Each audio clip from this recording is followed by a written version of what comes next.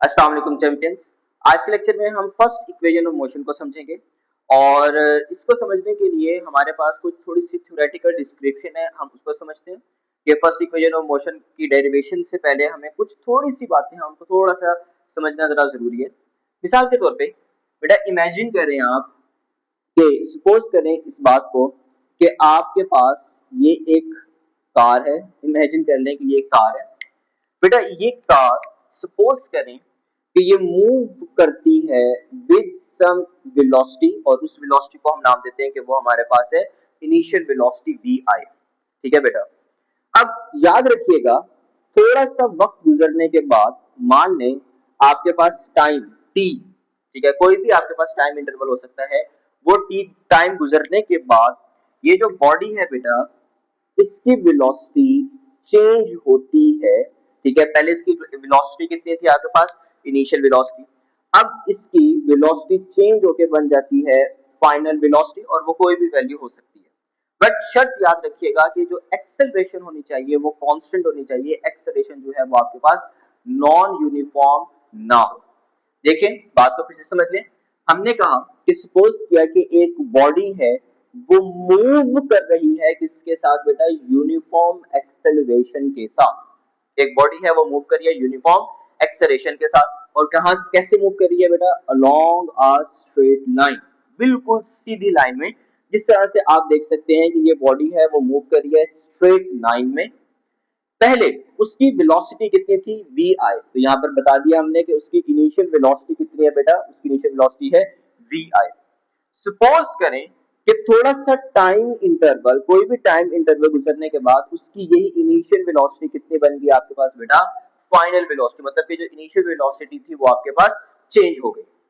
तो अगर इस तरह की सिचुएशन होगी तो हमारे पास एक्सेलरेशन किस तरह से आएगी, देन एक्सेलरेशन ऑफ बॉडी, तो हम उस बॉडी की एक्सेलरेशन को कैसे कैलकुलेट करेंगे, then acceleration of body is, तो बॉडी की एक्सेलरेशन कितनी बनेगी बेटा, हम सब जानते हैं एक्सेलरेशन को कैलकुलेट करने का फॉर्मूला हमारे पास होता है v f minus v i divided by T.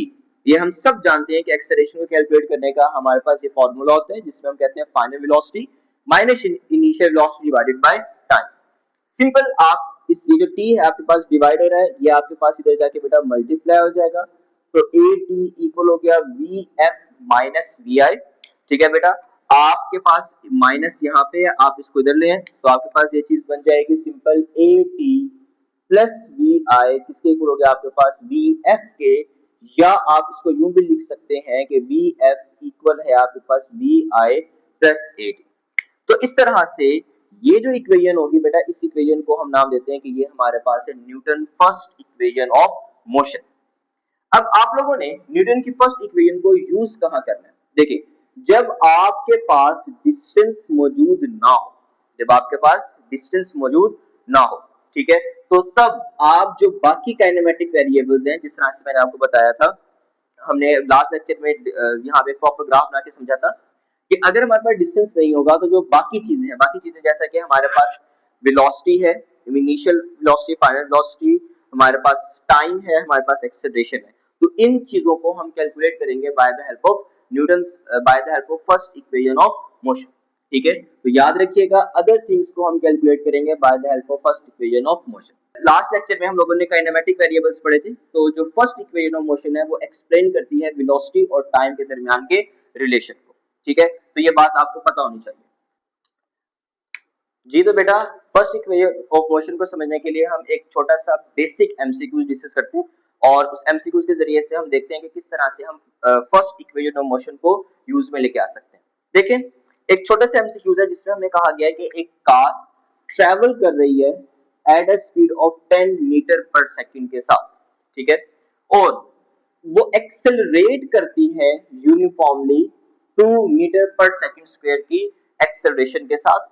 उसकी वैल्यू कितनी एक्सेलरेशन की, 2 मीटर पर सेकंड स्क्वायर, ठीक है।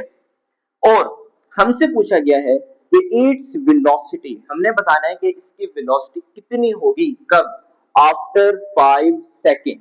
तो बात को अच्छे से समझ लें, बात बहुत सिंपल है। एक कार है जो ट्रेवल कर रही है किसके साथ, 10 मीटर पर सेकंड की वेलोसिटी के साथ। तो इसका मतलब ये हुआ कि इसकी जो इनिशियल वेलोसिटी होगी वो कितनी होगी आपके पास 10 मीटर पर सेकंड। उसके बाद बेटा कहा गया कि जो आपके पास एक्सेलरेशन है उसकी वैल्यू कितनी है, वो आपके पास बता दी गई है 2 मीटर पर सेकंड स्क्वायर। तो ये आपके पास बन गई बॉडी की एक्सेलरेशन। उसके बाद तीसरी चीज जो हमसे पूछी गई है यहाँ पे वो हमारे पास है इट्स वेलोसिटी। तो मतलब आपके पास फाइनल वेलोसिटी बनेगी और वो टाइम जो हमसे पूछा गया कि कितने टाइम के बाद, वो टाइम आपके पास है सिंपल टी। तो समझ ले बात को, एक कार ट्रेवल कर रही है 10 मीटर पर सेकंड की स्पीड के साथ और उसकी जो एक्सेलरेशन है वो कितनी हमारे पास बता दी गई है 2 मीटर पर सेकंड स्क्वायर। हमने उसकी फाइनल वेलोसिटी बतानी है कब, जब आपके पास 5 सेकंड गुजर जाएंगे उसके बाद। तो जब हम इसको सिंपल सॉल्व करते हैं बेटा, हमने अभी पढ़ा कि फर्स्ट इक्वेशन ऑफ मोशन हमारे पास होती है सिंपल बी एफ इक्वल होता है आपके पास B I plus A T. ये हमारे पास बनती है फर्स्ट इक्वेशन ऑफ मोशन।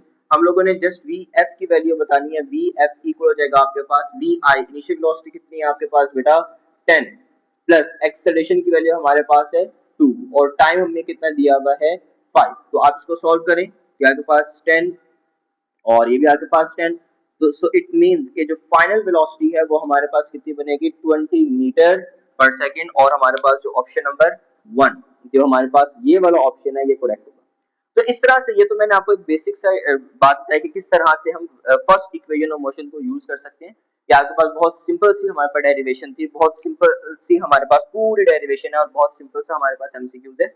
इंशाल्लाह नेक्स्ट लेक्चर्स में मैं एमसीक्यू 6 सीरीज बना रहा हूं जिसके अंदर हर एक लेक्चर के हम एमसीक्यूज को बड़ी डिटेल से डिस्कस करेंगे। ठीक है बेटा, आई होप कि ये चीज आप लोगों को समझ में आएगी होगी, मुश्किल बात नहीं है, बहुत आसान है। ओके बेटा, ख्याल रखें अपना, मिलते हैं इंशाल्लाह नेक्स्ट लेक्चर में। अल्लाह हाफिज।